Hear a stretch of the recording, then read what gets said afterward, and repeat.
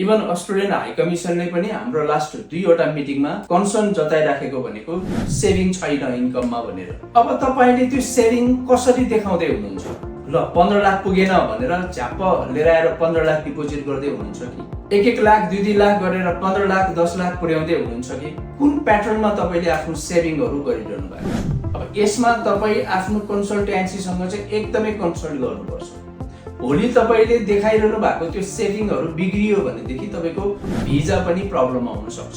High कमिसनले र युनिभर्सिटीले saving माग्नु भनेको चाहिँ के हो भन्दाखेरि हाम्रो बुझाइमा तपाईको जुन इन्कम 25 लाख देखिराखेको छ नि त्यो इन्कमबाट नै तपाईले जोगाएको पैसा उनीहरूले मागिराखेको।